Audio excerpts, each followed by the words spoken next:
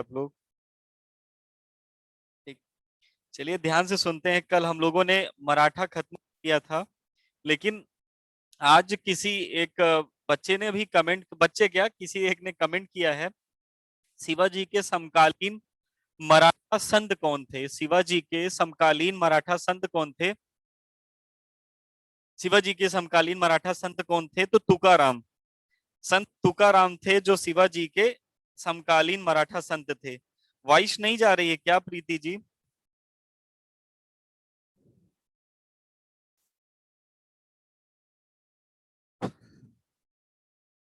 नमस्ते संजू लता। चलिए सुनिएगा। वॉइस आ रही है ना? हाँ जा रही है वॉइस। तो ध्यान से, प्रीति तो आपके पास केवल नहीं जा रही, तो आप अपना नेट जरूर एक बार चेक कर लीजिए, बाकी सबके पास वॉइस जा रही है। ठीक, ध्यान से सुनिएगा। किसी एक का क्वेश्चन था कि शिवाजी के समकालीन मराठा संत कौन थे, तो उनके मराठा संत का नाम था तुकाराम। ठीक। आज हम लोग मैसूर पढ़ेंगे, मैसूर और अवध, और एक क्षेत्र पढ़ेंगे राजपूत। तो ये बहुत ज्यादा तो 10 से 15 मिनट का है। फिर हम लोग रैयतवाड़ी, महालवाड़ी, इन सब के बारे में जानेंगे जो 15 से 20 मिनट का होगा। फिर उसके बाद गवर्नर जनरल, वायसराय के बारे में जाना जाएगा। फिर उससे रिलेटेड चीजें आगे बढ़ेंगी। ठीक। ठीक। बाकी सबके पास जा रहा है वॉइस। प्रीति जी, बार बार मैं कह रहा हूं, केवल आप अपना नेट चेक कर लीजिए। सभी लोगों को गुड आफ्टरनून, सभी लोगों को प्रणाम। ठीक। यार आवाज तो जा रही है। नेट चेक करो सभी लोग एक बार। जिनके पास वॉइस नहीं जा रही है, नेट चेक कर लें एक बार। ठीक। चलिए ध्यान से सुनिएगा मैसूर के बारे में। किसके बारे में? मैसूर के बारे में।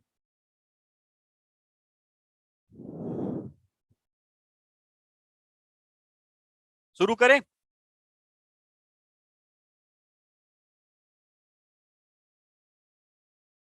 शुरू करें?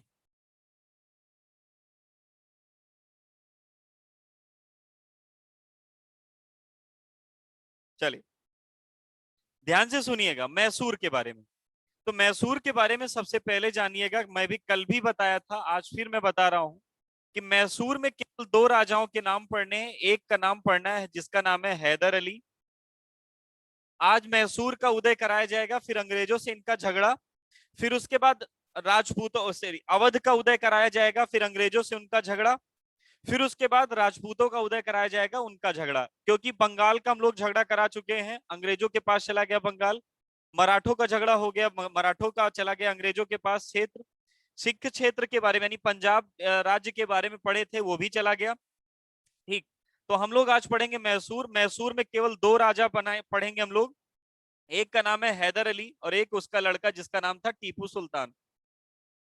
ध्यान से सुनिएगा, क्योंकि आप, मैं बोलूंगा भी जब लिखवाते समय, लेकिन अभी आप पहले देख लो। ठीक, ध्यान से सुनिएगा।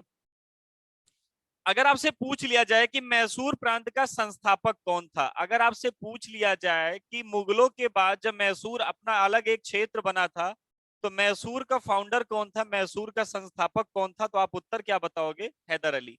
मैसूर का संस्थापक क्या था, कौन था? हैदर अली। आपसे दूसरा क्वेश्चन एक और बढ़िया पूछा जा सकता है, और वो क्वेश्चन ध्यान से सुनिएगा। क्वेश्चन पहले सुन लीजिएगा, और जिनको पता है वो कमेंट करके आंसर भी देंगे। ठीक, ध्यान से सुनिएगा। कौन से ऐसे दो मुस्लिम शासक थे, ध्यान से सुनिएगा क्वेश्चन, कौन से ऐसे दो मुस्लिम शासक थे जिनके सिक्कों पर हिंदू देवी देवताओं के चित्र बने रहते थे? कौन से ऐसे दो मुस्लिम शासक थे जिनके सिक्कों पर, जिन्होंने जो सिक्के चलाए थे उन सिक्कों पर हिंदू देवी देवताओं के चित्र बने रहते थे? तो गलत है, अकबर नहीं था।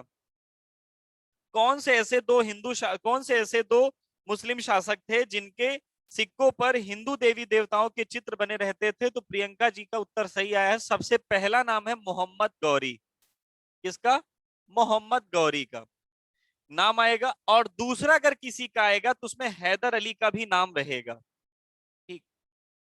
ऐसे दो मुस्लिम शासक, ऐसे दो मुस्लिम राजा जिनके सिक्कों पर हिंदू देवी देवताओं के चित्र बने रहते थे, तो उसमें सबसे पहले गौरी और दूसरे नंबर पे हैदर अली था, मुख्य रूप से अगर बात करें। तो इससे एक क्वेश्चन आता। अब दूसरी, मैसूर प्रांत की राजधानी क्या थी? वैसे आपने सबकी राजधानी पढ़ी है, तो मैसूर प्रांत की राजधानी क्या थी? तो आप उत्तर बताओगे मैसूर की राजधानी मैसूर ही थी।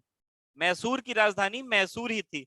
अच्छा एक बात बताइएगा, कल की क्लास जितने लोग लिए थे, रणजीत सिंह की राजधानी क्या थी? राजा रणजीत सिंह, अगर आपसे सीधा क्वेश्चन ऐसे आए कि राजा रणजीत सिंह की राजधानी क्या थी, आप उत्तर क्या बताओगे? राजा रणजीत सिंह की राजधानी क्या थी, तो उत्तर क्या बताएंगे आप? जल्दी बताइएगा सभी लोग। Very good, Lahore. राजा रणजीत, अरे विजयनगर की, रणजीत सिंह की राजधानी विजयनगर कब से हो गई? खुशबू, ठीक, सुनिएगा, हाँ यही मैं बताना चाहता था कि रणजीत सिंह की राजधानी क्या थी। केवल एक ऐसा लाइन में आ जाए, जैसे अगर आपसे पूछ लिया जाए कि भारत की राजधानी क्या है, तो सब लोग उत्तर बताओगे दिल्ली। भारत की आर्थिक राजधानी क्या है, अगर एक शब्द जुड़ेगा भारत की आर्थिक राजधानी क्या है, तो आप उत्तर क्या बताएंगे? मुंबई। सेम उसी प्रकार अगर केवल एक शब्द लिखा रहे कि भारत की, सॉरी, रणजीत सिंह की राजधानी क्या थी, तो रणजीत सिंह की राजधानी थी लाहौर। लेकिन रणजीत सिंह की धार्मिक राजधानी, अगर ये धार्मिक शब्द जुड़ के आएगा तभी उत्तर लगेगा अमृतसर। अमृतसर हमेशा नहीं लगेगा उत्तर, अमृतसर हमेशा नहीं लगेगा। अगर क्वेश्चन ये पूछा गया कि रणजीत सिंह की धार्मिक राजधानी क्या थी, रणजीत सिंह जिस क्षेत्र के राजा थे उनकी धार्मिक राजधानी क्या थी, तो अमृतसर। लेकिन अगर केवल आ गया रणजीत सिंह की राजधानी क्या थी, लाहौर। चलिए, मैसूर की राजधानी क्या थी, तो मैसूर की राजधानी थी मैसूर खुदी। दूसरा, आप ध्यान से सुनिएगा, मजा आएगा आपको ये सुनने में, क्योंकि मैसूर अगर आप देखोगे, भैया देखिएगा, मैसूर अगर आप देखोगे तो मैसूर का कुछ ये दक्षिण वाला पार्ट है, मैसूर का ये कुछ दक्षिण वाला हिस्सा है, यानी ये दक्षिण वाले हिस्से का नाम था मैसूर। अब मैसूर का एरिया इधर से लगेगा किसके साथ? मराठों के साथ। इधर लगेगा एरिया मराठों के साथ, और थोड़ा बहुत एरिया लगेगा जो उस समय का एक एरिया हुआ करता था हैदराबाद। हैदराबाद में किसका शासन था? निजाम का। निजाम उल मुल्क आशरफ जहां उनका पूरा नाम था, तो हैदराबाद का निजाम जो थे, तो मैसूर की जो बाउंड्री टच होती थी, वो मैसूर की बाउंड्री टच किससे होती थी? मराठों से। और मराठों के साथ दूसरे नंबर पे किससे टच होती थी? हैदराबाद के निजाम से।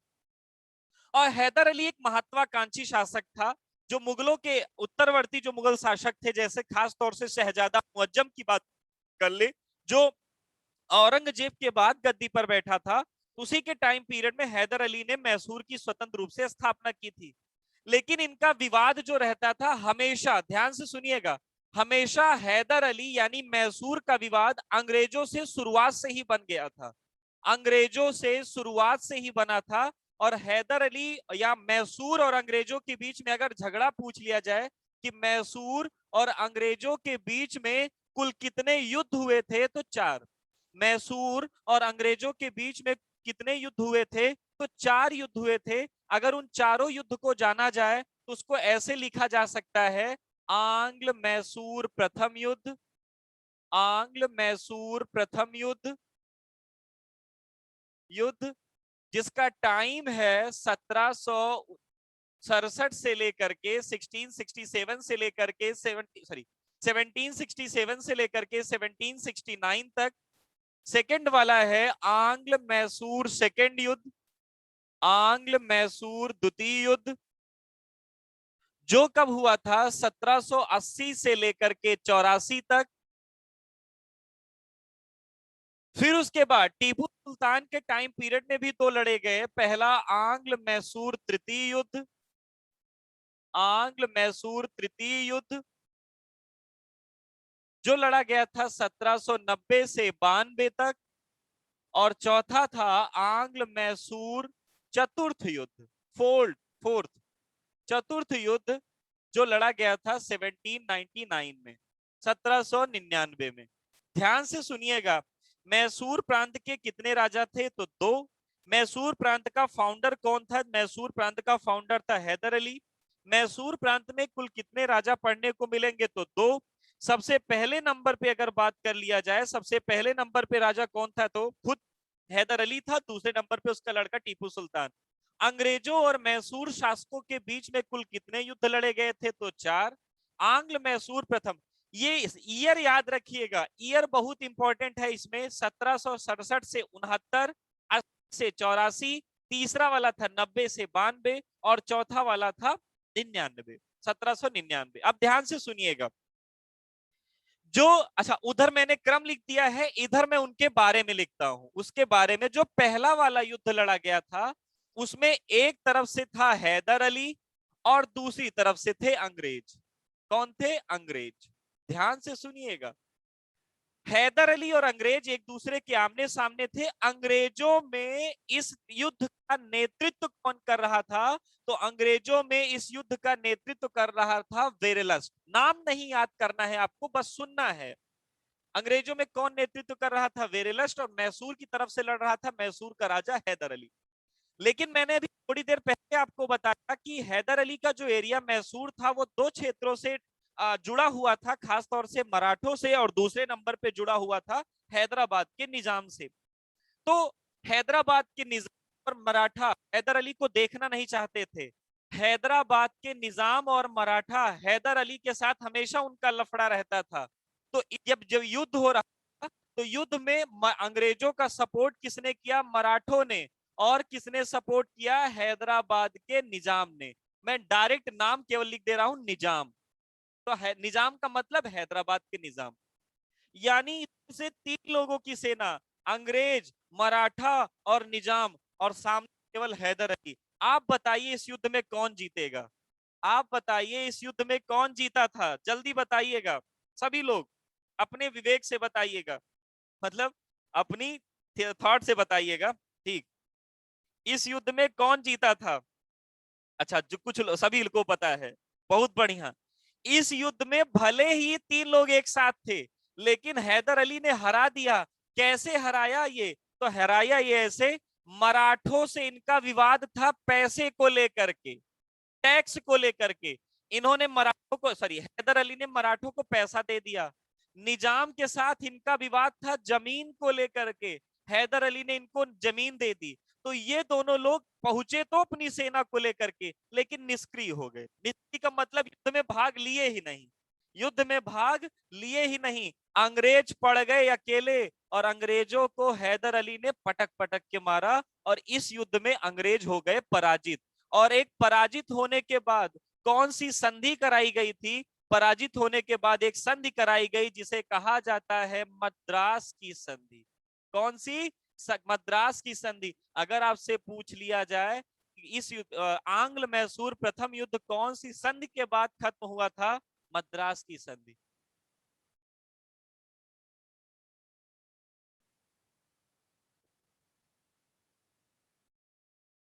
आंग्ल मैसूर प्रथम युद्ध जो खत्म हुआ था, वो आंग्ल मैसूर प्रथम युद्ध, आंग्ल मैसूर प्रथम युद्ध जो खत्म हुआ था वो कौन?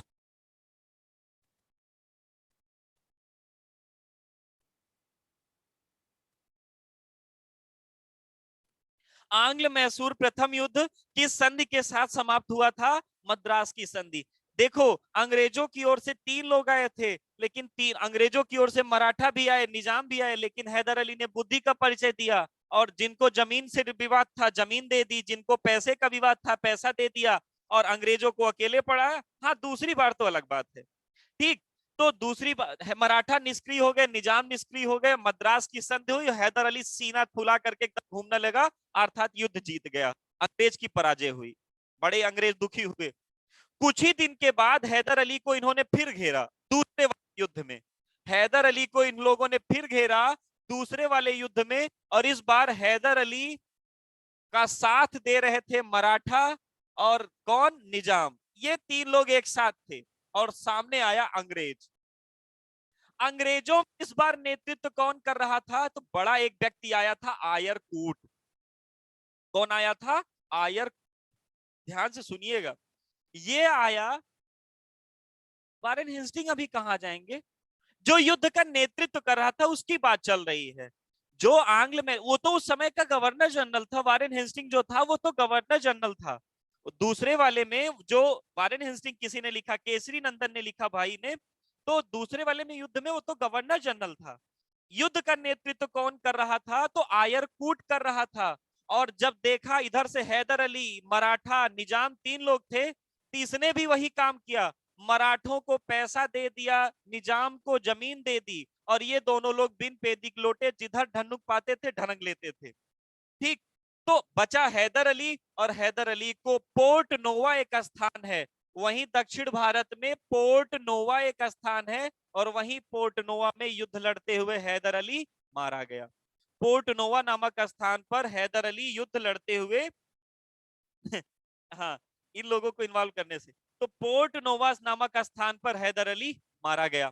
जब हैदर अली मारा गया तो अंग्रेज सब कुछ कब्जा करने जा रहे थे, लेकिन हुआ क्या कि टीपू सुल्तान ने कहा भैया थोड़ा बहुत क्षेत्र ले लीजिए, अभी हम भी शासक हैं तो हम लोगों को भी थोड़ा दुनिया देखने दीजिए। तो अंग्रेजों ने छोड़ दिया और एक संधि हुई थी, उस संधि को क्या कहते हैं? मंगलौर की संधि। कौन सी संधि? मंगलौर की संधि। और इस मंगलौर की संधि के तहत अंग्रेज जीते तो, लेकिन टीपू सुल्तान को राजा बना दिए। ठीक, टीपू सुल्तान गद्दी पर बैठा। टीपू सुल्तान दे भी दिया था क्षेत्र, जो थोड़ा बहुत देना था, किला देना था, सब दे दिया था। टीपू सुल्तान ने सोचा जब मैं राजा बनूंगा धीरे धीरे अपनी शक्ति को पावरफुल बनाऊंगा, अपनी पूरी इमेज को बढ़िया बना दूंगा और फिर अंग्रेजों के ऊपर आक्रमण करूंगा। और इसने यही किया भी।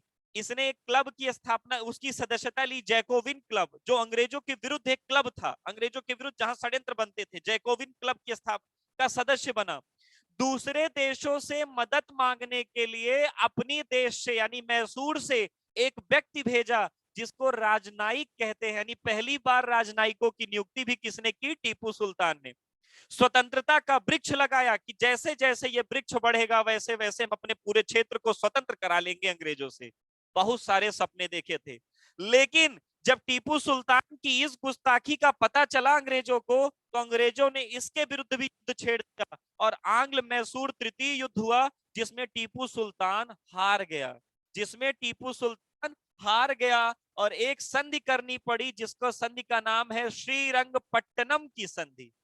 श्रीरंगपट्टनम की संधि करनी पड़ी और टीपू सुल्तान हार गया। हाँ, दूसरे वाले ठीक, अभी मारा नहीं गया है, अभी कहां मारा जाएगा श्रीरंगपट्टनम में। ठीक, मधु अभी कहां मारा जाएगा। ठीक, आंग्ल मैसूर तृतीय युद्ध 90 से 92 लड़ा गया, टीपू सुल्तान हार गया और एक संधि हुई थी श्रीरंगपट्टनम की संधि। तीसरे वाले में श्रीरंगपट्टनम की संधि।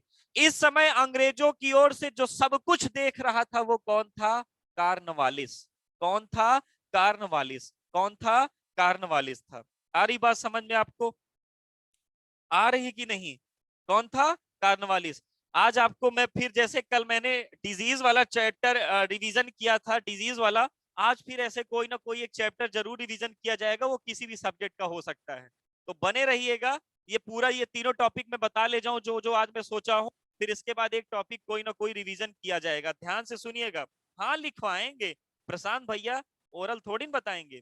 सुनिएगा, टीपू सुल्तान तीसरे वाले युद्ध में हार गया, लेकिन श्रीरंगपट्टनम की संधि हुई और इसको थोड़ा बहुत एरिया मिल भी गया।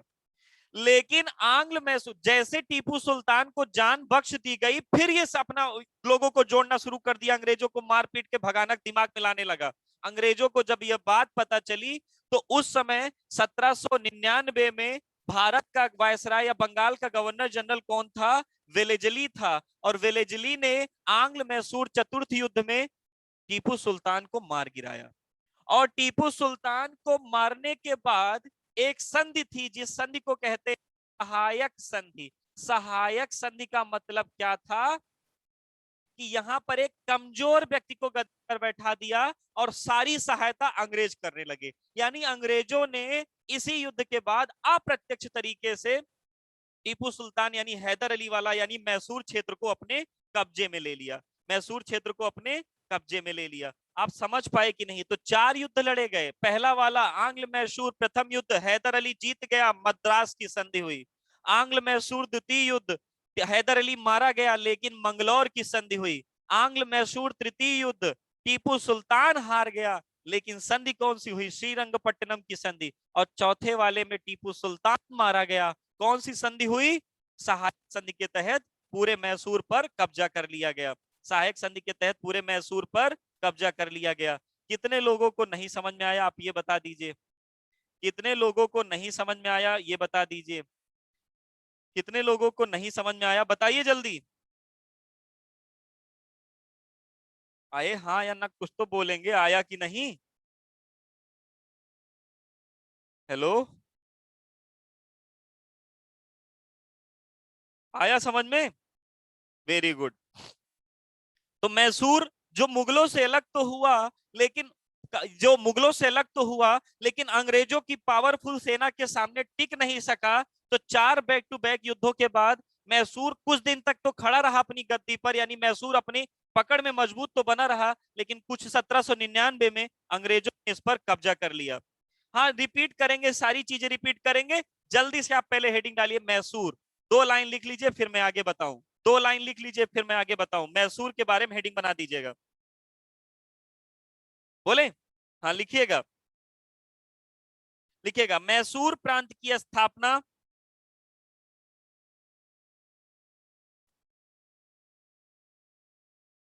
1717 के निकट, 1717 के आसपास हैदर अली ने की थी।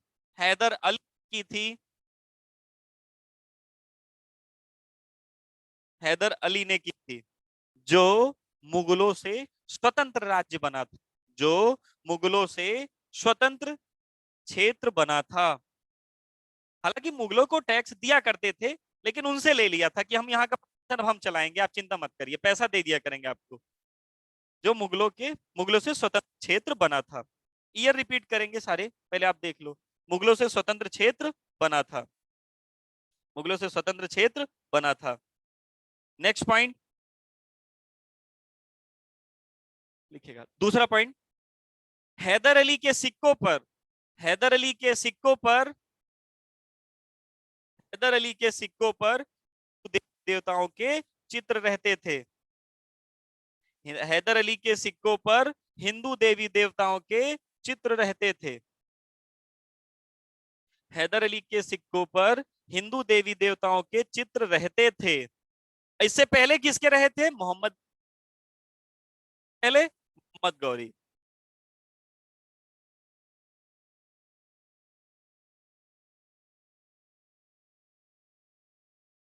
लिखा?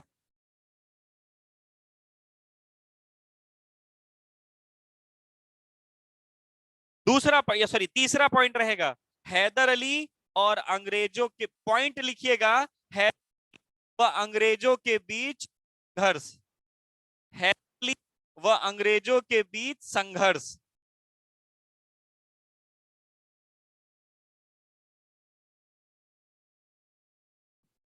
संघर्ष, उसमें पॉइंट बनेगा या हेडिंग बनेगी, आंग्ल मैसूर प्रथम युद्ध।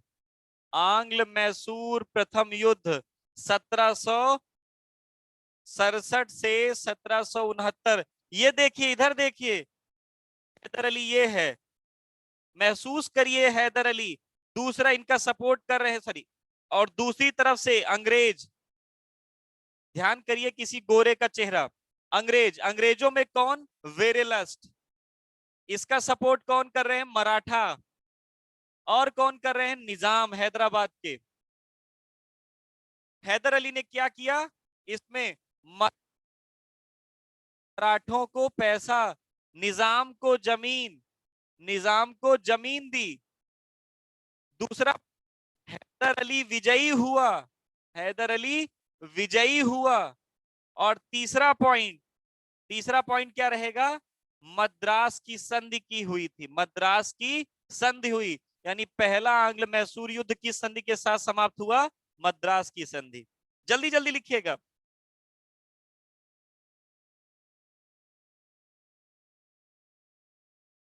अरे मैं बोल तो रहा हूं राजकुमार भैया, आंग्ल मैसूर प्रथम युद्ध, ईयर लिखा है 1767 टू 1769। बोल रहा हूं, बोल रहा हूं।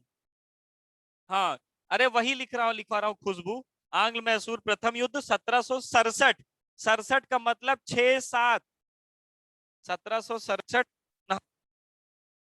69 का मतलब 69, 6-9।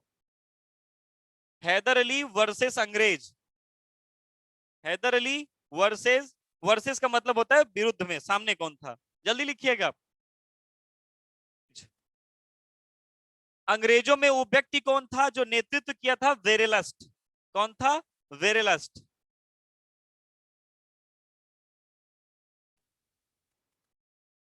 भैया संधि तो होगी होगी ना, बिना संधि के साथ, यानी कुछ चाहे हम उनका ले या हम अपना दे रिया, जान तो मार नहीं रहे हैं। तो हर संधि, कोई भी युद्ध हुआ है तो जबरदस्त कोई ना कोई एक संधि जरूर होती है, समझौता। नहीं कल आज युद्ध मारे, कल दूसरे दिन फिर आक्रमण कर देंगे, तो इससे बचने के लिए समझौता किया जाता है। ठीक, हैदर अली विजयी हुआ, कौन सी संधि हुई? मद्रास की संधि। मराठों को पैसा, निजाम को जमीन। लिखा?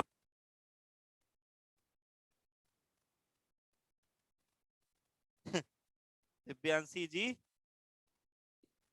बता रहे हैं आपको।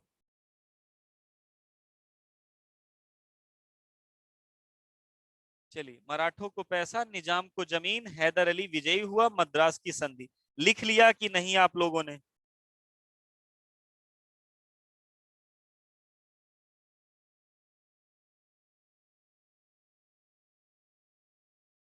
अच्छा अच्छा, ठीक।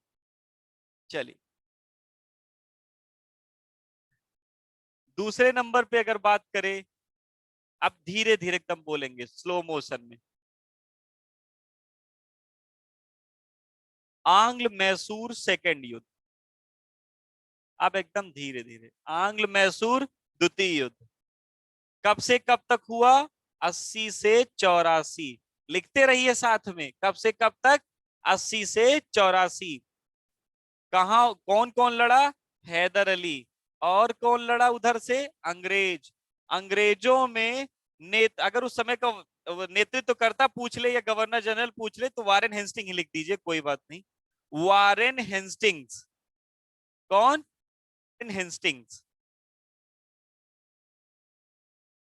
पोर्ट नोवा, जगह का नाम है पोर्ट नोवा में, पोर्ट नोवा नामक स्थान पर हैदर अली मारा गया। स्थान पर हैदर अली मारा गया। हैदर अली मारा गया। जब हैदर अली मारा गया तो उसका लड़का आएगा। टीपू को क्यों मार दिया?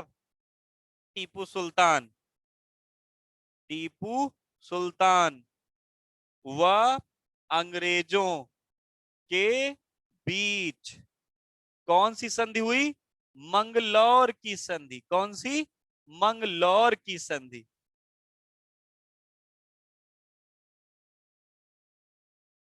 कौन सी? मंगलौर की संधि।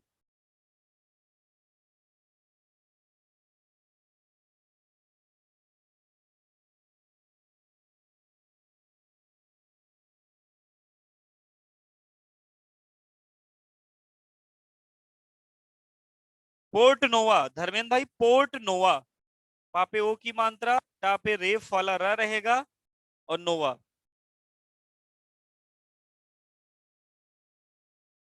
पोर्ट नोवा नामक स्थान पर मारा गया।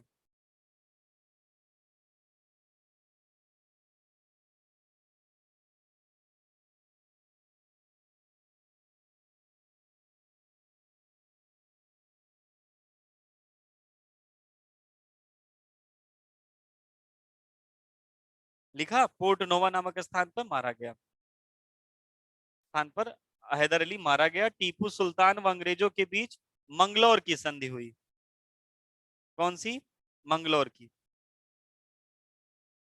हाँ है, मैं था, मराठा और निजाम थे, लेकिन वो तो फिर चले जाएंगे, इसलिए उनका नाम नहीं लिखा गया। कब से कब तक? 80 से 84 तक ये था। चलिए, लिख लिया होगा आप लोगों ने, लिखा कि नहीं? लिखा कि नहीं?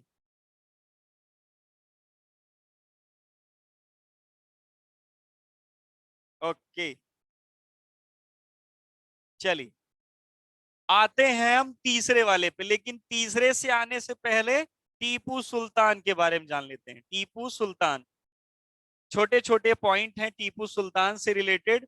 पहला पॉइंट टीपू सुल्तान का है कि टीपू सुल्तान के फादर का नाम क्या था? तो आप सब जानते हैं, हैदर अली। टीपू सुल्तान ने राजधानी क्या बनाई थी? तो टीपू सुल्तान ने राजधानी बनाई थी श्रीरंगपट्टनम। वहीं मैं दक्षिण भारत में ही पड़ता है, श्रीरंगपट्टनम। दूसरा, किसने जैकोविन क्लब, अंग्रेजों के विरुद्ध क्लब था ये, जैकोविन क्लब की सदस्यता किसने ली थी? की सदस्यता किसने ली थी? तो टीपू सुल्तान ने। स्वतंत्रता का वृक्ष किसने लगाया था? मतलब जैसे जैसे पेड़ बढ़ेगा साम्राज्य बढ़ेगा अंग्रेज भागेंगे, ऐसी इनकी विचारधारा थी। स्वतंत्रता का वृक्ष किसने लगाया था? हैदर अली। अगला, आधुनिक मॉडर्न समय में बात करें तो जो दूतावास होते हैं, राजनयिक जहां पर बैठते हैं, दूतावासों की नियुक्ति सबसे पहले किसने की थी? सर्वप्रथम किसने की थी? किसने की थी? तो हैदर अली। तो हैदर अली। ये 4 पॉइंट, सॉरी टीपू सुल्तान। हाँ, नौसेना का भी गठन, वेरी गुड, नौसेना के बारे में भी बताया था, लेकिन नौसेना इसने उनसे पहले मराठा भी बता, नौसेना के बारे में पहले। ठीक। तो ये 4 पॉइंट। राजधानी क्या थी? जयको राजधानी थी श्रीरंगपट्टनम। दूसरे नंबर पे अगर बात कर ले तो दूसरे नंबर पे क्या था? तो जैकोबिन क्लब की सदस्यता, स्वतंत्रता का वृक्ष, आधुनिक दूतावासों की नियुक्ति।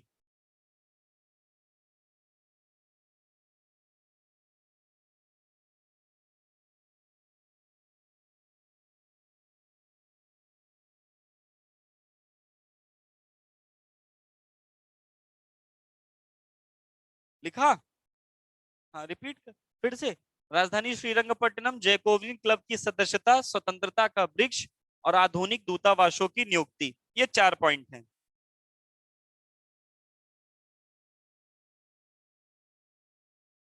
लिखे कि नहीं आप लोग?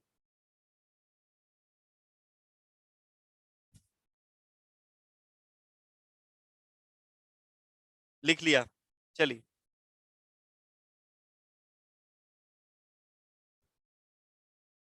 लास्ट लाइन है, आधुनिक दूतावासों की नियुक्ति। आधुनिक समय के राजनयिकों की सर्वप्रथम नियुक्ति इसी ने की थी।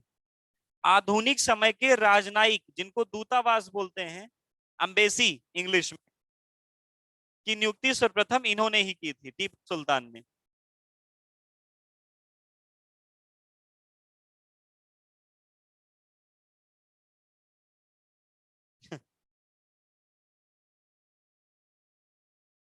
आप भी बना लीजिए कोई, सभी बना सकते थे तो आप भी देखिएगा। मैसूर, आंग्ल मैसूर, इनसे भी युद्ध हुआ। आंग्ल मैसूर थर्ड वार, कब से कब तक? 90 से 92। 1792, 1792, 1790 से 92 तक। इधर से कौन था? टीपू सुल्तान। उधर से कौन था? अंग्रेज। अंग्रेजों में कौन थे? कार्नवालिस। किसी को पता है भारत में पुलिस सेवा और सिविल सेवा का जन्मदाता किसे कहते हैं? भारत में पुलिस सेवा और सिविल सेवा का जन्मदाता किसे कहते हैं?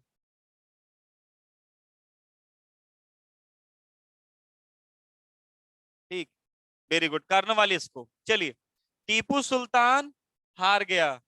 टीपू सुल्तान, इसमें कार्नवालिस, पुलिस सेवा सिविल सेवा का जन्मदाता कौन रहेगा? तो कार्नवालिस। पॉइंट क्या रहेगा इसमें? टीपू सुल्तान हार गया। और दूसरा पॉइंट क्या रहेगा? कौन सी संधि हुई थी? श्रीरंगपट्टनम की संधि। श्रीरंगपट्टनम की संधि हुई थी। संधि हुई इसमें, यानी अंग्रेजों के पक्ष में ये युद्ध रहा। कार्नवालिस की मजार कहाँ है, यानी कार्नवालिस को दफनाया कहाँ गया है? कोई बताए? यूपी विषय स्पेशल क्वेश्चन है ये। कार्नवालिस को दफनाया कहाँ गया है? Very good, Ghazipur. कहां पर? गाजीपुर। चलिए, लिखा आप सबने? टीपू सुल्तान से आंग्ल मैसूर तीसरा युद्ध, 90 से 92। चलिए, चौथे नंबर पे आते हैं। चौथा युद्ध जो लड़ा गया था, आंग्ल मैसूर चतुर्थ युद्ध, 1799। टीपू सुल्तान वर्सेस अंग्रेज, और अंग्रेजों में कौन था? वेलेजली। कौन था? वेलेजली। टीपू सुल्तान मारा गया। और इतना लिख लीजिए पहले, इस युद्ध में टीपू सुल्तान मारा गया।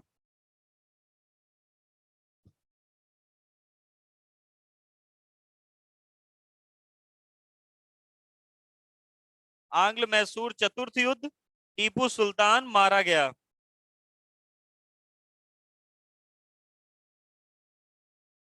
मारा गया। इसमें एक लाइन लिखिएगा, इस युद्ध के पश्चात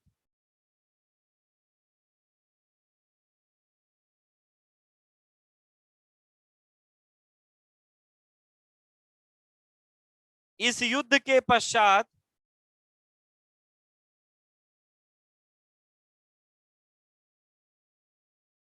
इस युद्ध के पश्चात अंग्रेजों ने सहायक संधि के तहत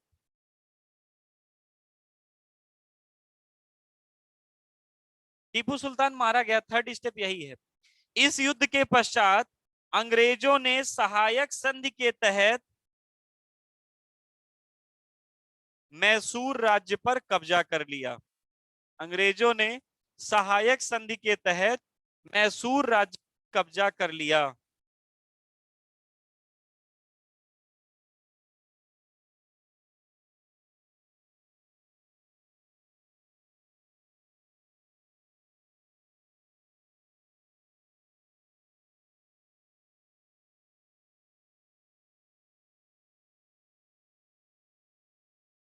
कितने ऐसे लोग हैं जिनको समझ में आया जो चीजें हम लोगों ने पढ़ी अभी?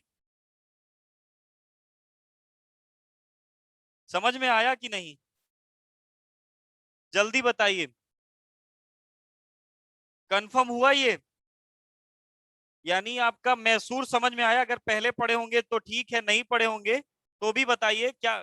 चलिए, बहुत बढ़िया सभी लोगों का। चलिए, यूपी पे आया जाए। यूपी माने अवध पे।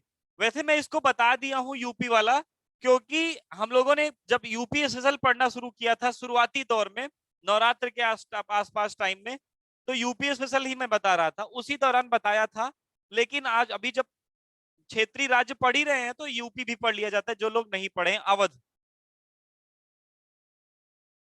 कौन सा? अवध। अवध के बाद राजपूत पढ़ेंगे।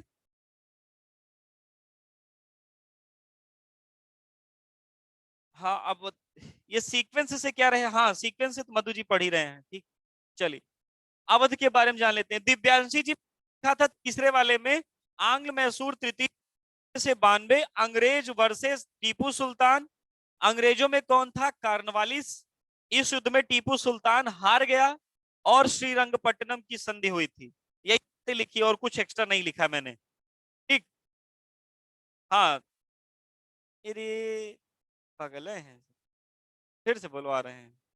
अवध के बारे में ध्यान से सुनिएगा। अवध के बारे में अगर आपसे पूछ लिया जाए कि मुगलों से अलग होने के पश्चात अवध जो स्थापना की थी, अवध की स्थापना की किसने थी, तो अवध प्रांत का फाउंडर अगर आपसे पूछ लिया जाए तो एक व्यक्ति थे जिनका नाम था शाह आदत खां। क्या नाम था? शाह आदत खां। अवध प्रांत का पहला नवाब था।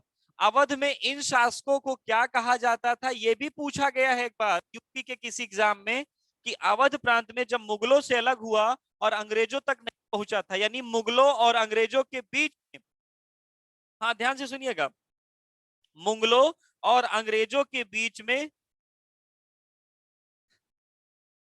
अंग्रेजों तथा मुगलों के बीच में अगर आपसे पूछ लिया जाए कि कौन था, तो इसका शासन किसके द्वारा चलता था, तो नवाबों के द्वारा चलता था। और नवाबों में कौन शासक था? सबसे पहला नवाब कौन था? शाह आदत खां। वैसे तो कई सारे थे, लेकिन हम लोग चार लोगों का नाम पढ़ेंगे। सबसे पहले शाह आदत खां, दूसरे नंबर पे शुजाउद्दौला, सुजाउद्दौला,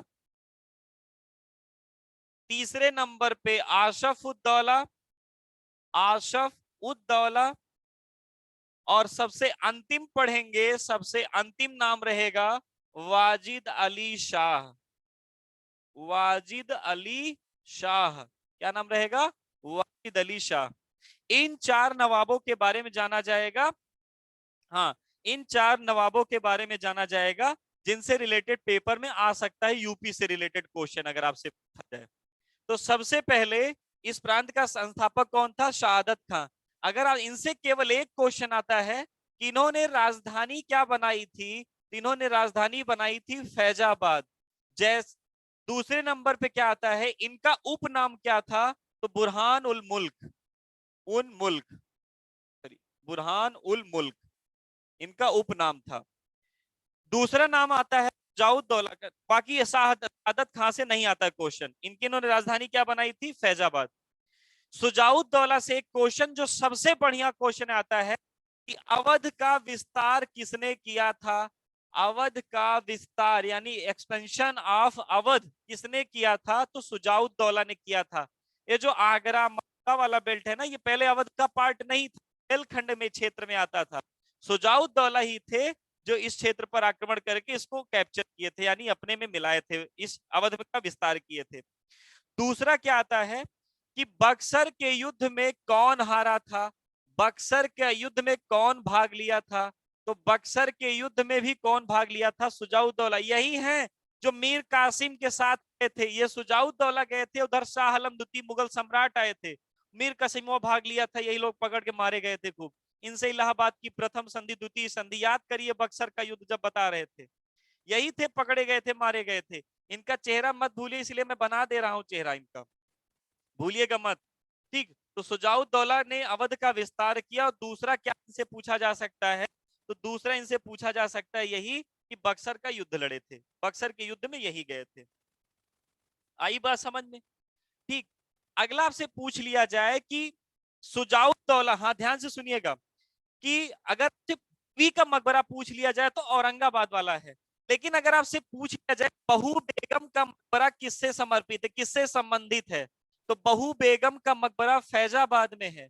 बहू बेगम का मकबरा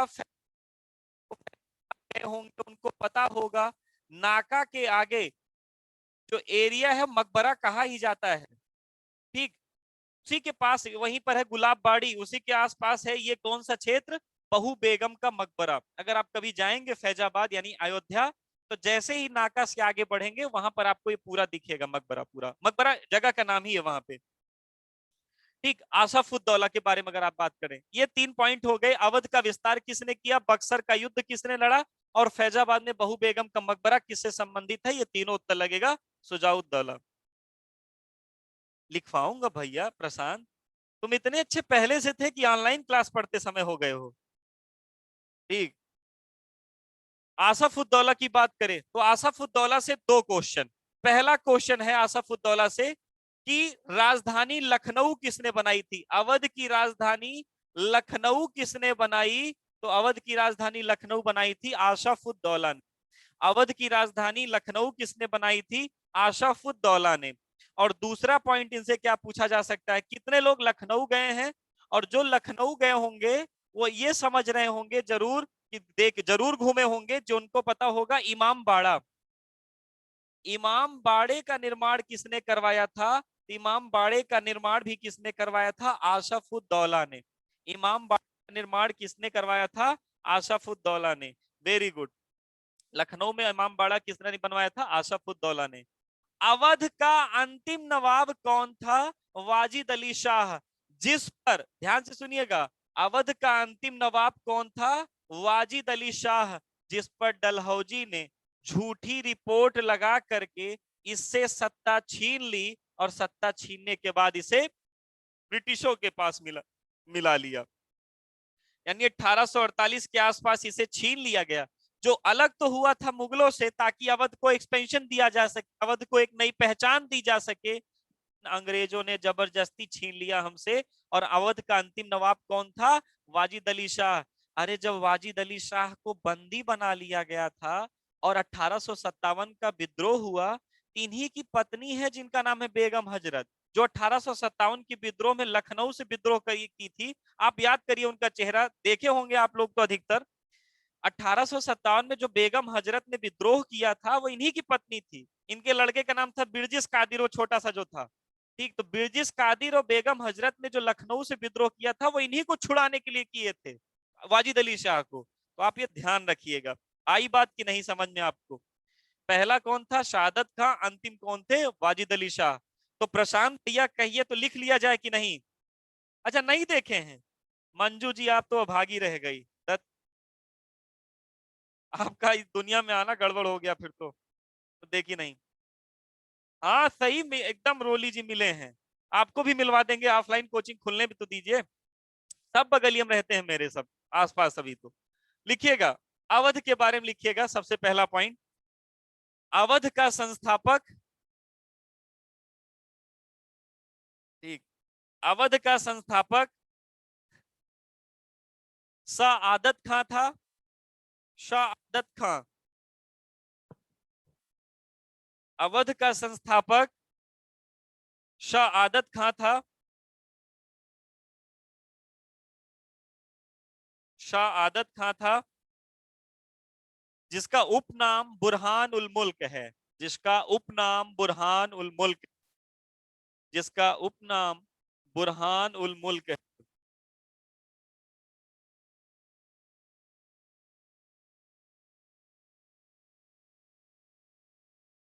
जिसका उपनाम बुरहान उल मुल्क है।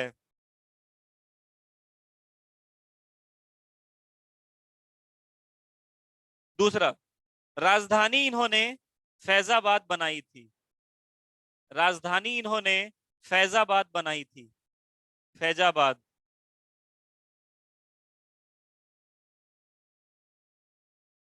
राजधानी इन्होंने क्या बनाई थी? फैजाबाद बनाई थी।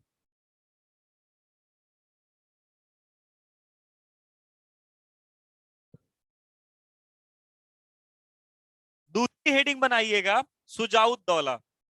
अवध के जो दूसरे बड़े नवाब हैं, क्वेश्चन बन सकता है।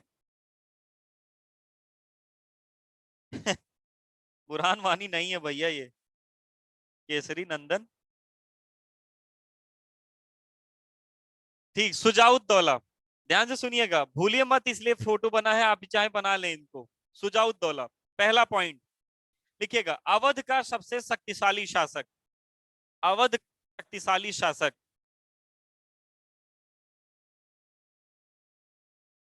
अवध का शक्तिशाली शासक।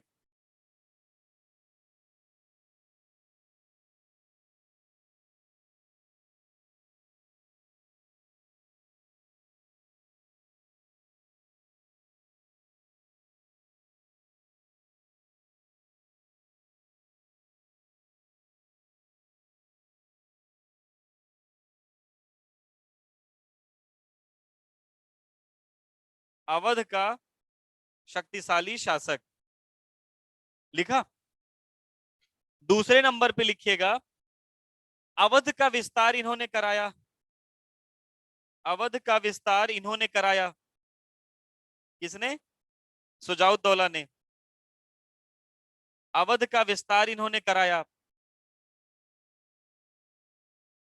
तीसरा पॉइंट, बक्सर का युद्ध इनके समय में लड़ा गया था। बक्सर का युद्ध इन्हीं के समय में लड़ा गया।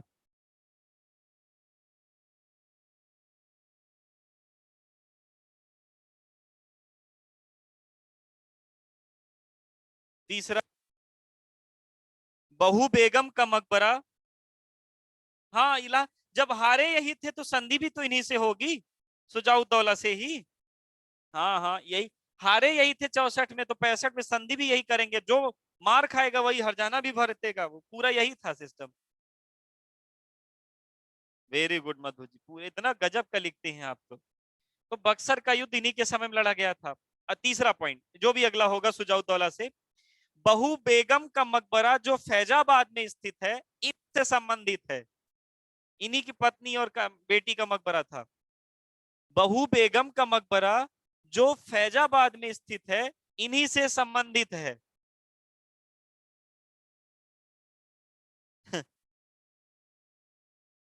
बहू बेगम का मकबरा इन्हीं से जो फैजाबाद में स्थित है, इन्हीं से संबंधित है।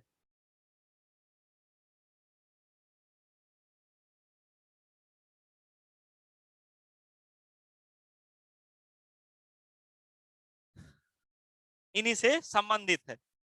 फिर हेडिंग डालिएगा, आशफुद्दौला। हेडिंग क्या डालेंगे? आशफुद्दौला। इन्हीं की। बहुत बहुत धन्यवाद। इंटरेस्ट आना ही जरूरी है सबसे। बहुत, तो इसके बाद तो हो ही जाएगा। आसफ उद्दौला, तो पहला पॉइंट इनसे रहेगा, इन्होंने राजधानी लखनऊ परिवर्तित कर दी।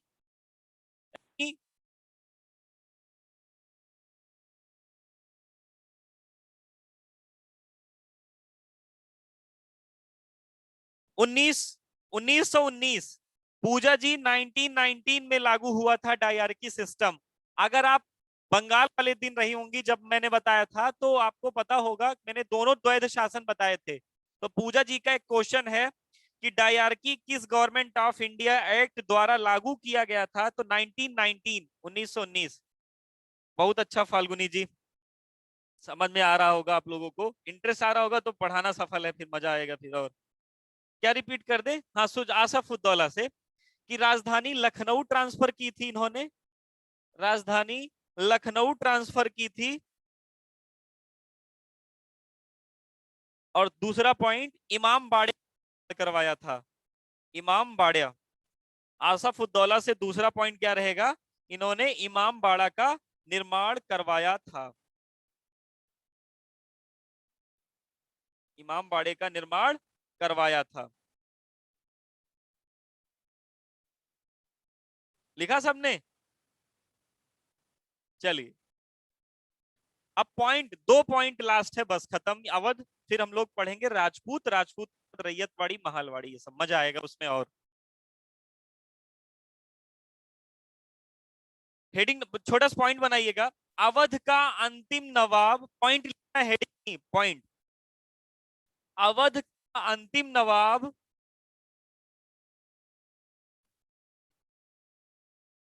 अवध का अंतिम नवाब वाजिद अली शाह था,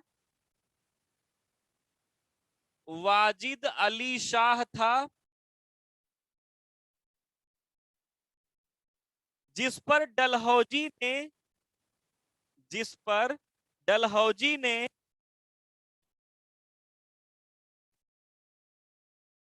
कुशासन यानी बैड एडमिनिस्ट्रेशन यानी कुशासन, जिस पर डलहौजी ने कुशासन का झूठा आरोप लगाकर, कुशासन का झूठा आरोप लगाकर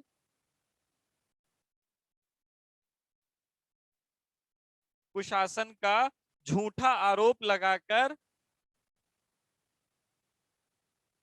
सत्ता अपने अधीन कर ली। डलहौजी ने, यानी डलहौजी था अंग्रेज, तो सत्ता अपने अधीन कर ली, झूठा आरोप लगाकर इसे जेल में डाल दिया।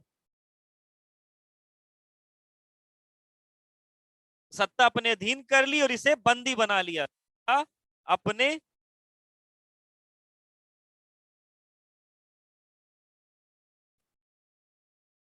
हाँ बुरा शासन होगा, वेरी गुड।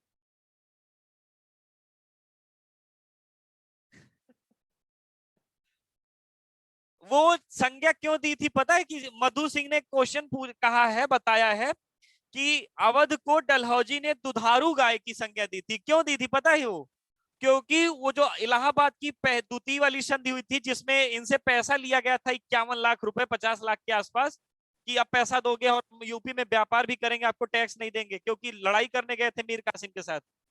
बेचारे जितने राजा गद्दी पर बैठे वो सब लोग पैसा देते थे, लेकिन 50 लाख कोई पूरा कर ही नहीं पाया। तो सभी लोग पैसा देते थे, तो दुधारू गाय का मतलब लगातार। ठीक, धर्मेंद्र भाई समझ गए होंगे आप कैसे पूछे थे। ठीक, तो कुशासन का झूठा आरोप लगाकर सत्ता हथियार और इनको बंदी बना लिया। लास्ट पॉइंट, बेगम हजरत इनकी पत्नी थी, बेगम हजरत और उनका पुत्र बिरजिस कादिर, साथ खेले थे बिरजिस कादिर पहले। ठीक, बेगम हजरत और बिरजिस कादिर ने 1857 के विद्रोह में, ने 1857 के विद्रोह में लखनऊ से नेतृत्व इन्हीं को छुड़ाने के लिए किया था, वाजिद अली शाह को। लखनऊ से नेतृत्व वाजिद अली शाह को छुड़ाने के लिए किया था?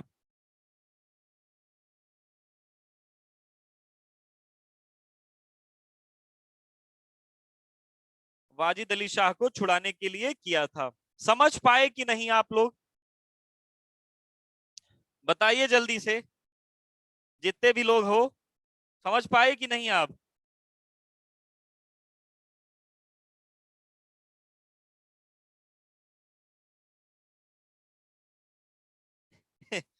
ये रिपीट है, करवाते रहते हैं। वाजिद अली शाह को छुड़ाने के लिए ही किया था। बिरजिस कादिर ने और बेगम हजरत ने छुड़ाने के लिए ही विद्रोह किया था। हाँ ठीक। चलिए, राजपूत लास्ट एरिया है। राजपूत पढ़ेंगे, फिर इसके बाद ब्रिटिशों की नीतियां पढ़ेंगे, यानी policies of Britishers in India.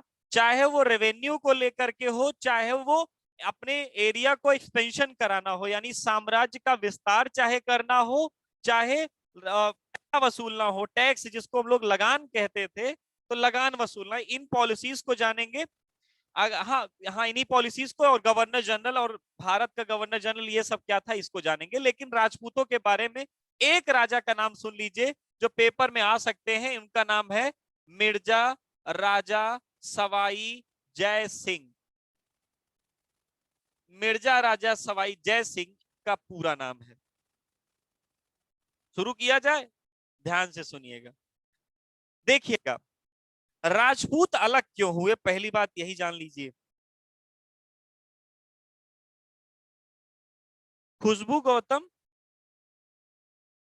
हाँ, खुशबू गौतम विद्रोह नहीं जान पाए। 1857 का जो विद्रोह हुआ था दीदी, ठीक, खुशबू श्रीवास्तव, ठीक, 1857 के विद्रोह में भाग लिया था इन्होंने। चलिए देखिएगा, सबसे पहले जानते हैं राजपूत अलग क्यों हुए थे। आप बताइए, देखिएगा, अकबर का नाम सुने हैं कि नहीं? आप सुने ही होंगे।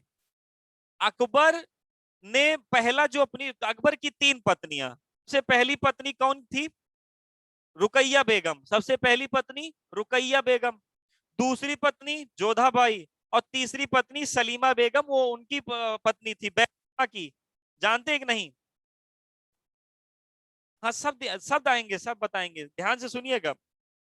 अकबर के बारे में जानते हैं, क्यों अलग हुआ था इसको समझ जाएंगे तो मजा आएगा आपको समझने में। अकबर की पहली पत्नी कौन? रुकैया बेगम। उनसे पुत्र नहीं हो रहा था, तो अकबर ने एक फरमान जारी करवा दिया कि अगर आप पहली बीवी बंध्या हो, जिससे पुत्र न प्राप्त हो रहा हो, तो राजा या कोई भी व्यक्ति सेकंड मैरिज कर सकता है। तो इन्होंने रुकैया बेगम के बाद जोधाबाई से विवाह किया, मरियम मकानी कहते हैं ना, जोधाबाई से विवाह किया। और तीसरा, जब बैरम खां को मरवा दिए थे ये लोग, अकबर लोग मिल करके, बैरम खां जब मारा गया, तो बैरम खां के पुत्र को और बैरम खां की पत्नी को जिल्लत भरी जिंदगी ना जीना पड़े, इसलिए उनको, उनके साथ विवाह करके अकबर ने उनको राजमाता का, यानी अर्थात एक बढ़िया शाही परिवार वाला दर्जा दिलाया। उन्हीं बैरम खां का ही लड़का था जिनका नाम था रहीम, जिनको बाद में आगे चल करके जाना गया अब्दुल रहीम खान खाना ने के नाम से। आप लोगों ने आप लोगों तो जानते ही होंगे, जोधाबाई नाटक सीरियल देखा होगा तो सबको पता होगा, बड़ा फेवरेट सीरियल था। देखिएगा, अकबर ने पहला जो, सॉरी, जो विवाह किया था राजपूतों से, वो कौन से राजपूत थे? कछवाहा राजपूत। राजपूतों की भी अलग अलग जनजातियां हैं, तो कछवाहा राजपूत थे, जिसके बिलोंग करती हैं जोधाबाई। अब अकबर की हो गई ससुराल, यानी जो राजपूताना क्षेत्र था वो अकबर का ससुराल हो गया। तो कोई अपने ससुराल में अगर दारू उरू न पिए, कोई ससुराल में जाकर के झगड़ा थोड़ी न करता है। ये भी झगड़ा नहीं किए थे। इसके बाद आए जहांगीर, तो जहांगीर के तो मामा का ही घर था, तो ये भी जाकर के वहां झगड़ा नहीं किए। शाहजहां तो आप इनको जानते ही हैं, सबसे बढ़िया शासक यही थे। पत्नी के बेचारे बिल्डिंगें बनवा रहे थे जो लगातार, 14-15 लड़के तो रहते थे वो पूरा ये शाहजहां। लेकिन इनके बाद जब औरंगजेब आए, तो औरंगजेब ने जो इन तीनों की पॉलिसीज थी कि राजपूतों के साथ टाई अप करके रखना है, वो पॉलिसी चेंज कर दी इन्होंने। औरंगजेब ने ये पॉलिसी खत्म कर दी, और औरंगजेब ने राजपूत क्षेत्र में अपना एक आदमी नियुक्त कर दिया, जो टैक्स वसूलेगा, अंग्रेजों को, सॉरी, हमें टैक्स देगा, यानी मुगलों को टैक्स देगा। ये ये बात बुरी किसको लगी? ये बात बुरी किसको लगी, ध्यान से सुनिएगा।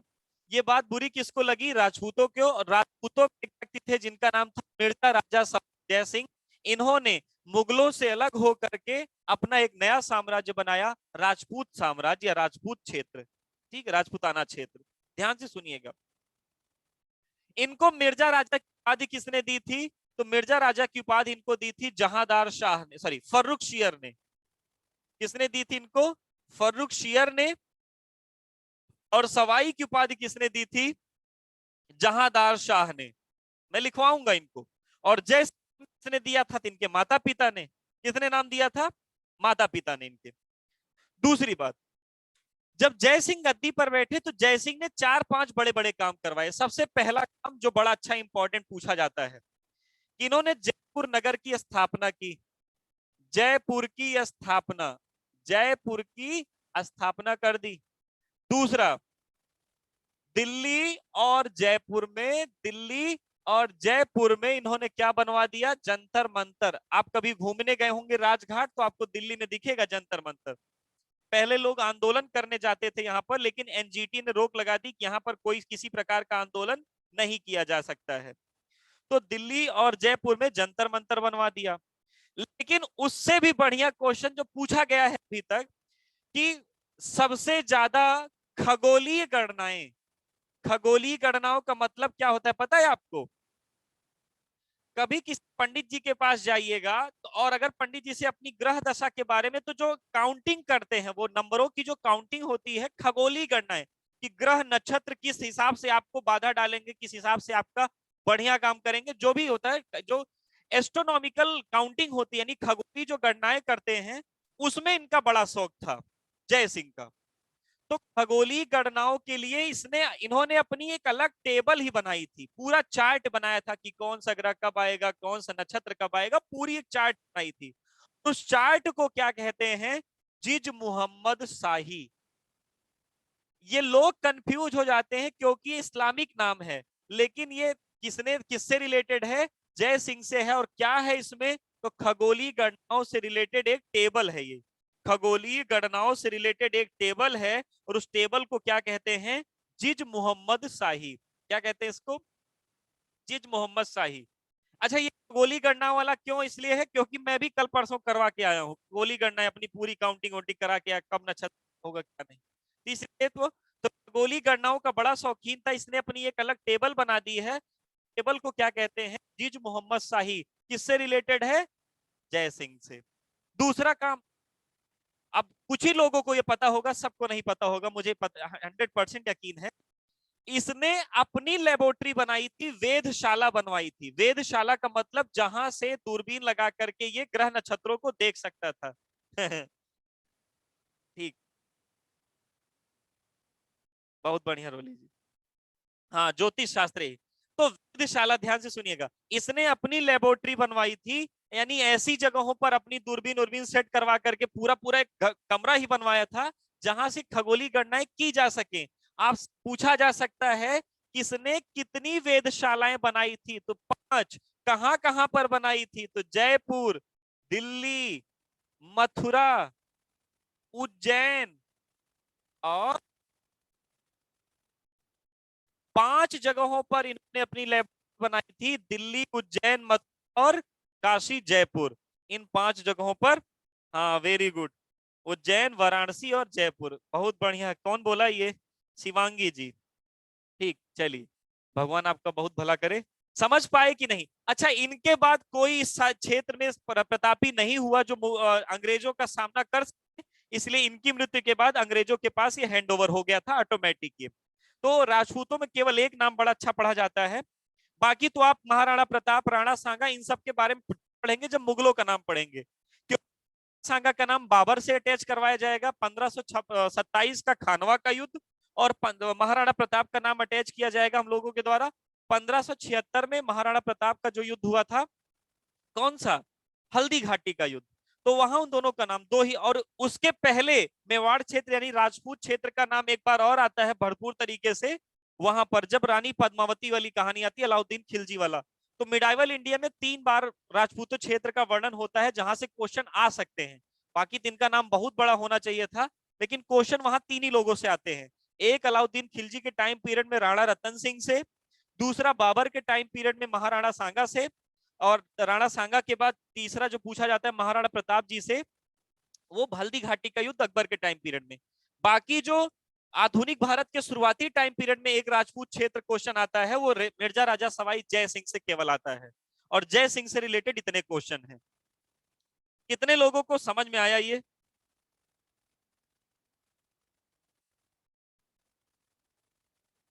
हाँ, पृथ्वीराज चौहान तो है ही है, पृथ्वीराज चौहान तो है ही है। मोहम्मद गोरी। ये मार्कर बहुत अच्छा है, चटक दिखाई दे रहा है। चटक बहुत बढ़िया, चटक दिखाई दे रहा है। लिखिएगा। चलिए, राजपूत हेडिंग डाल दीजिएगा, और राजपूत में केवल एक नाम लिखिएगा, मिर्जा राजा सवाई जय सिंह। मिर्जा राजा सवाई जय सिंह। इस मार्कर की जो निब है वो जैसे पेंट करने वाला ब्रश होता है इतना मोटा हो गया है। ठीक, तो इसलिए चटक दिखाई दे रहा है आपको। लिखिएगा, राजपूत क्षेत्र मिर्जा राजा सवाई जय सिंह। हाँ, बस एक ही, एक ही मिर्जा राजा सवाई जय सिंह, एक ही नेम है पूरा। मिर्जा राजा सवाई जय सिंह। लिखिए, इन्हें मिर्जा राजा की उपाधि फर्रुख शियर और सवाई की उपाधि जहांदार शाह ने दी थी। ये दोनों मुगल सम्राट हैं। इन्हें मिर्जा राजा की उपाधि, मिर्जा राजा की उपाधि फर्रुख शियर और सवाई की उपाधि, और सवाई की उपाधि जहांदार शाह ने दी थी। जहांदार शाह ने दी थी। जहांदार शाह ने दी थी। दूसरा पॉइंट, दूसरा पॉइंट, दूसरा लिखिएगा। इन्होंने जयपुर नगर की स्थापना की। थोड़ा फास्ट लिखिए।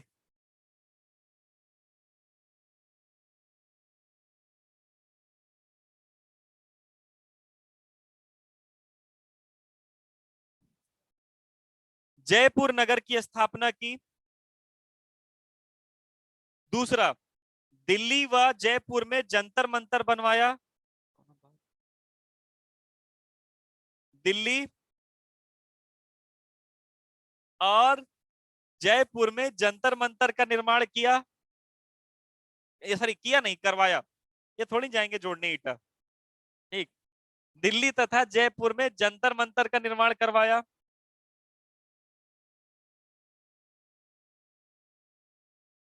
नेक्स्ट पॉइंट,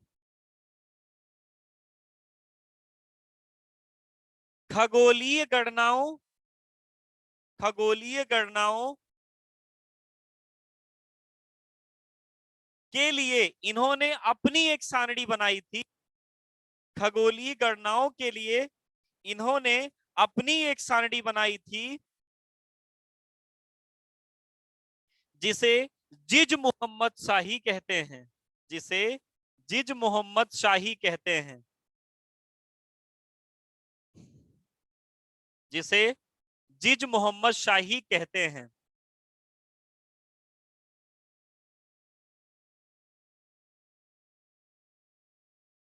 जिसे जिज मोहम्मद शाही कहते हैं। नहीं, वो अलग है, संजीव भैया वो अलग है। इन्हीं के परिवार से है, लेकिन वो अलग है। जिज मोहम्मद शाही कहते हैं। नेक्स्ट पॉइंट, खगोलीय गणनाओं के लिए 5 वेधशालाएं बनाई थी, लेबोरेटरीज। खगोलीय गणनाओं के लिए 5 वेधशालाएं बनाई थी।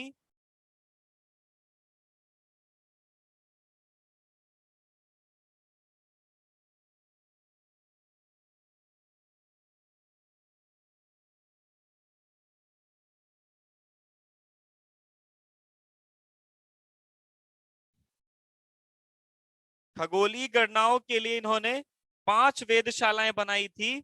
कहां कहां पर? जयपुर। समझ में आ रहा है ना? 5 वेधशालाएं बनाई थी, कहां कहां पर? जयपुर, दिल्ली, दिल्ली, मथुरा, उज्जैन। हाँ, अलग अलग है, अलग अलग अलग। शिवांगी जी अलग अलग। चंद्रकांत, चंद्रकिरण, चंद्रकांत, ठीक। जयपुर, दिल्ली, मथुरा, उज्जैन और काशी, 5 जगहों पर।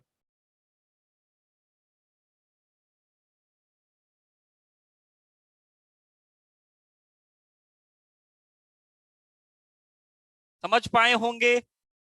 ठीक, चलिए।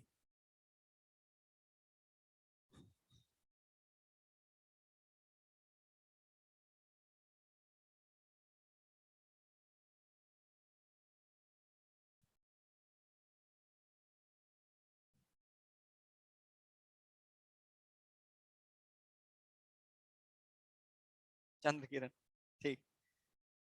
हाँ बिल्कुल था, दिल्ली भी राजपूतों के अंदर, तोमर राजपूत ने तो इसकी स्थापना ही की थी। एक क्वेश्चन आ भी चुका है किसी एग्जाम में कि दिल्ली कौन से राजपूत सबसे पहले दिल्ली पर शासन कर, कौन से राजपूत वंश थे, तो तोमर राजपूत। राजपूतों में भी कई कैटेगरी थी, तो तोमर राजपूत सबसे पहले थे जिन्होंने,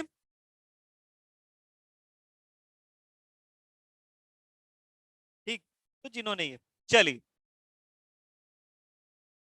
नया टॉपिक रहेगा कि ब्रिटिशों द्वारा द्वारा साम्राज्य विस्तार के पश्चात, साम्राज्य विस्तार के बाद अपनाई गई नीतियां, अपनाई गई नीतियां, पॉलिसीज उनकी जो थी। दो क्षेत्रों में नीतियां पढ़ी जाएंगी। पहले क्षेत्र में पढ़ा जाएगा साम्राज्य विस्तार की नीति, अपना एरिया एक्सपेंशन करने के लिए, जैसे सहायक संधि क्या है, हड़प की नीति क्या है, सुरक्षा घेरा की नीति क्या है। ये 3 नीतियां थी साम्राज्य विस्तार के लिए। और जब साम्राज्य विस्तार हो गया तो रेवेन्यू के लिए, भू राजस्व के लिए। तो इनमें हम लोग क्या क्या पढ़ेंगे, सबसे पहली पढ़ेंगे सुरक्षा घेरा की नीति क्या है और किसने शुरू की थी। दूसरा पढ़ेंगे, क्या नाम है, सहायक संधि की नीति क्या है। चटक दिख रहा है कि नहीं, चटक दिख रहा है कि नहीं अभी। इनको जिनको चटक, धुंधला दिख रहा था, चटक दिख रहा है कि नहीं, बताओ जल्दी। हाँ ठीक, अब चलते रहिए फिर, ध्यान से सुनिएगा। सहायक संधि की नीति और तीसरे नंबर पे हड़प की नीति। डॉक्ट्रिन ऑफ लैप्स बहुत पूछा जाता है, किसने शुरू किया था, फौजी ने, क्या था ये मैं बताऊंगा आपको। तो हड़प की नीति। ये 3 नीतियां हम लोग पढ़ेंगे साम्राज्य विस्तार के लिए। और दूसरे नंबर पे भू राजस्व के लिए क्या क्या पढ़ेंगे, तो सबसे अस्थाई बंदोबस्त, परमानेंट सेटलमेंट।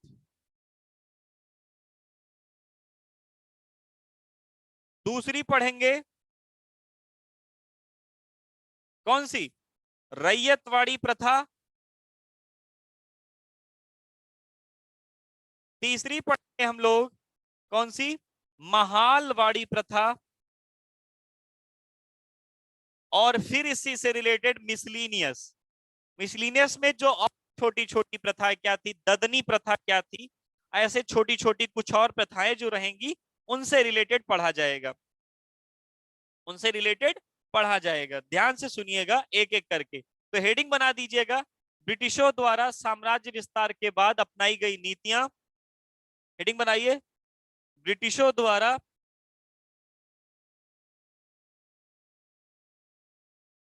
साम्राज्य विस्तार के बाद अपनाई गई नीतियां।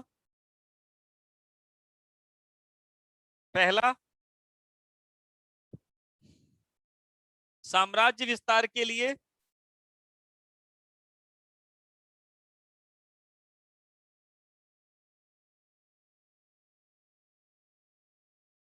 साम्राज्य विस्तार के लिए जिसमें पहली रहेगी सुरक्षा घेरा की नीति, सहायक संधि की नीति। क्या है ये बताऊंगा आपको, लिख लीजिए पहले तो ऐसे छोटा सा, सुरक्षा घेरा की नीति, सहायक संधि की नीति, हड़प की नीति, और भू राजस्व बंदोबस्त,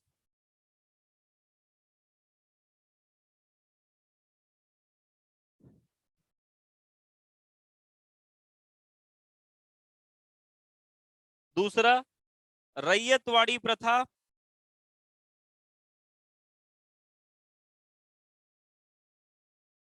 तीसरा महालवाड़ी प्रथा।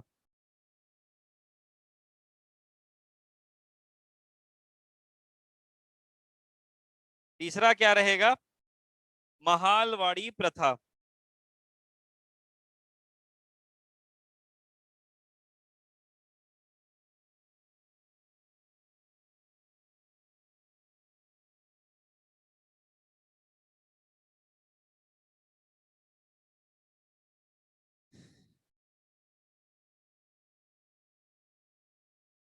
शुरू किया जाए?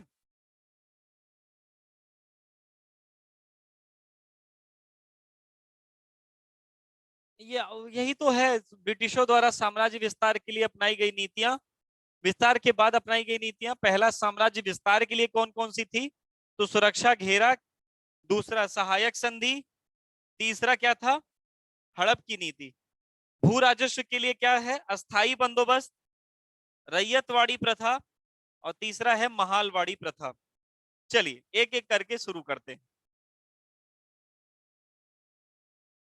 एक एक करके सारी शुरू करते हैं, बताते हैं फिर आपको।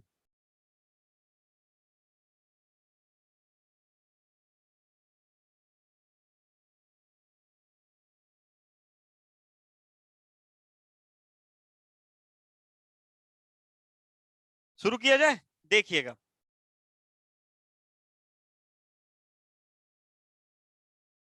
अच्छा पहले हाँ एक चीज और देखिए, इधर देख लीजिए।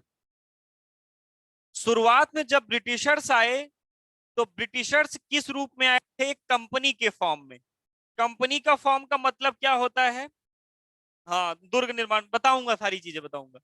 देखिए, कंपनी का फॉर्म क्या होता है? मतलब व्यापार करने के लिए केवल आए। व्यापार के बाद इन्होंने सबसे अच्छा, आप बताइए, इतने दिन से पढ़ रहे हैं, सबसे पहले ब्रिटिशों ने किस क्षेत्र पर कब्जा किया था? सबसे पहले ब्रिटिशों ने किस क्षेत्र का प्रशासन अपने हाथ में लिया था? सबसे पहले ब्रिटिशों ने किस एरिया का या किस राज्य? Very good, Bengal. श्रद्धा शुक्ला का आया उत्तर, बंगाल का। तो कंपनी से आगे बढ़े तो कहां पर इनका अधिकार हुआ? बंगाल पर। तीसरे नंबर पे बंगाल के बाद लगभग लगभग इनका पूरे भारत पर अधिकार हो गया, लेकिन कंपनी के ही फॉर्म में। फिर इन्होंने प्रशासन की भी जिम्मेवारी थाम ली। और प्रशासन की जिम्मेवारी कैसे थामी? 1857 के विद्रोह के बाद। ध्यान से सुनिएगा, 1857 के विद्रोह के बाद 1858 में एक कानून पारित हुआ, भारत परिषद अधिनियम, इंडियन काउंसिल एक्ट। और इस अधिनियम में कह दिया गया कि हम कंपनी को पूरी तरीके से खत्म किया जाता है, ब्रिटिशों का व्यापार से कोई लेना देना नहीं होगा। अब हमारा केवल एक रूल रेगुलेशन होगा, प्रशासन करना। इसलिए जो पहले गवर्नर जनरल बनते थे उन्हें वायसराय कहा जाने लगा 1858 से, भारत का वायसराय। वायसराय का मतलब जैसे कि राष्ट्रपति है, ठीक, वायसराय। क्योंकि राष्ट्रपति भवन को वायसराय भवन ही पहले कहते थे, तो वायसराय। पहले था कंपनी का गवर्नर। कौन? कंपनी का गवर्नर सबसे पहली बार कौन बना? Robert Clive. कौन बना? Robert Clive. कंपनी का अंतिम गवर्नर आपसे पूछ लिया जाए, ये तो था पहला। अंतिम गवर्नर पूछ लिया जाए तो कौन बना? अंतिम गवर्नर था वारेन हेस्टिंग। कौन था? Warren Hasting. पहले सारी चीजें जानते रहेंगे तो अच्छा रहेगा। वारेन हेस्टिंग पहले था कंपनी का गवर्नर, क्योंकि पहले कंपनी के फॉर्म में आई थी। धीरे धीरे ये प्रशासन शुरू किए। सबसे पहले इन्होंने बंगाल पर कब्जा किया। तो बंगाल पर कब्जा करने के बाद इन्होंने कंपनी का अंतिम, बंगाल का पहला गवर्नर जनरल, बंगाल का पहला गवर्नर जनरल कौन था? बहुत बार पूछा गया है। इसी को, वारेन हेस्टिंग को ही 1773 में एक्ट पारित हुआ जिसे रेगुलेटिंग एक्ट कहते हैं। अच्छा एक बात बताइएगा, ध्यान से सुनिएगा।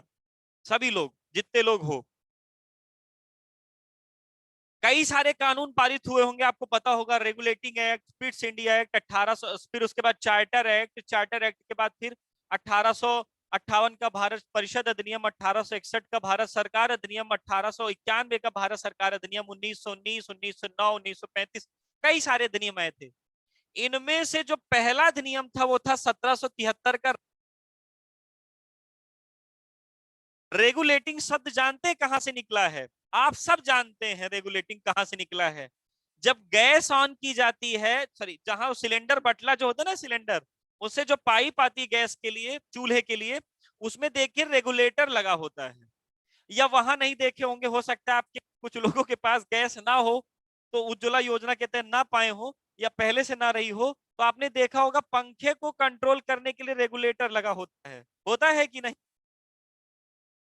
होता है कि नहीं? बोल नहीं रहे आप लोग। हाँ, रेगुलेटर। रेगुलेटर का मतलब होता है कंट्रोल करना। ब्रिटिशों द्वारा, ब्रिटिशों को, जो ब्रिटिश के कर्मचारी भारत में रह रहे थे और केवल अपना फायदा सोच रहे थे, कंपनी का फायदा नहीं सोच पा रहे थे, वो लोगों के लिए, उनको रेगुलेट करने के लिए पहला एक्ट आया था, रेगुलेटिंग एक्ट। और इस एक्ट के तहत कंपनी के गवर्नर को थोड़ी बड़ी पावर दी गई, और कंपनी के गवर्नर को बंगाल का गवर्नर जनरल कहा जाता था। और बंगाल का पहला गवर्नर जनरल कौन बना? Warren Hasting. कौन बना? Warren Hasting. इसके बाद जितने लोग हुए, वारेन हेस्टिंग, फिर मिंटो प्रथम, जॉर्ज बार्लो, कैसे कर, उसके बाद हार्डिंग प्रथम, जितने भी लोग हुए वो सब गवर्नर जनरल थे बंगाल के।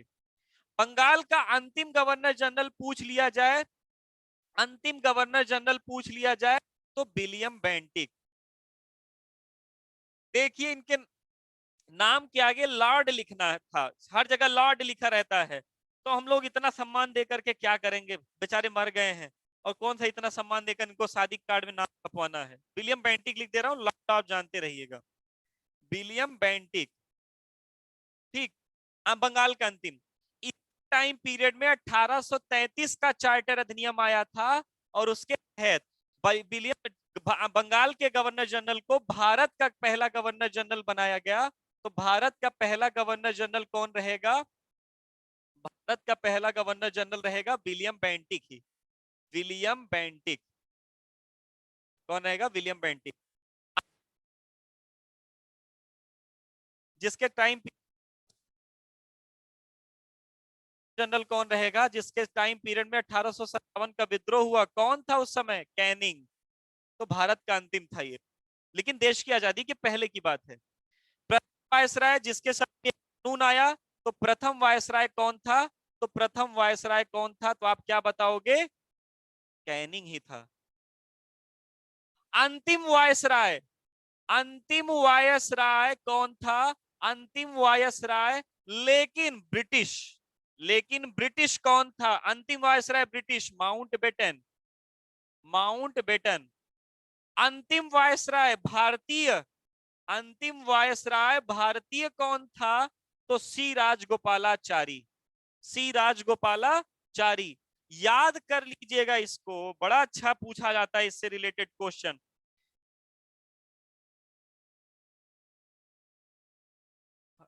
आईसीएस की, very good Madhu ji. ICS यानी इंडियन सिविल सर्विसेज की शुरुआत हुई थी, लेकिन आप बढ़िया इसको और कह सकते हो, आईसीएस की परीक्षा की शुरुआत हुई थी, और उसमें भारतीयों की भी बात शुरू हुई थी। समझ पा रहे हैं कि नहीं आप लोग? समझ पा रहे हैं ना? हाँ, रिपीट कर देते हैं, रिपीट कर देते हैं पहले, अगर आप वैसे लेकिन लिख नहीं पाओगे भी आप। चलिए, इसको हम लोग पढ़ लेंगे कल। ठीक, कल आप जरूर रहिएगा सभी लोग क्लास में। पहले वो नीतियां पढ़ी जाएंगी, और नीतियों के बाद हम लोग पढ़ के क्या चीज, इनके बारे में पढ़ेंगे, और इनके प्रमुख काम क्या, ने क्या किया था, क्या नहीं किया था, इससे भी रिलेटेड क्वेश्चन आता है। और सबसे बड़ी बात, इनका क्रम, सीक्वेंस। तो कल कोई ना कोई ट्रिक भी रहेगी इनके सीक्वेंस को याद करने के लिए, क्योंकि टोटल 49 लोगों के नाम है। रिवीजन नहीं कराया, हाँ भूल गया, छोड़ो कोई बात नहीं, फिर बता देंगे। ठीक, कल से कल करा देंगे, थोड़ी पहले से इसको हिस्ट्री ओवर करके पहले से बता देंगे फिर। ठीक, बताया जाएगा केसरी भाई। केसरी बताया जाएगा। हाँ, ये लिख नहीं पाओगे आप, ये नहीं लिख पाओगे, मैं लिखवाऊंगा कल, मैं कल लिखवाऊंगा। आज के लिए बस इतना ही। शेष आप लोगों को मैं उम्मीद करता हूँ समझ में आया होगा, इंजॉय की होगी आपने 1.5 घंटे, क्योंकि आपको समझ में आया होगा अच्छे तरीके से। आया था कि नहीं? आया था कि नहीं? हाँ, लिख नहीं पाए कोई बात नहीं, मैं कल लिखवाऊंगा। ठीक। तो चलिए आज के लिए बस इतना ही। सभी लोग अपने स्वास्थ्य का ध्यान रखें। हम लोग मिलते हैं नेक्स्ट क्लास में, यानी कल के दिन। जैसा भी होगा ग्रुप में आपको बता दिया जाएगा। Thank you class.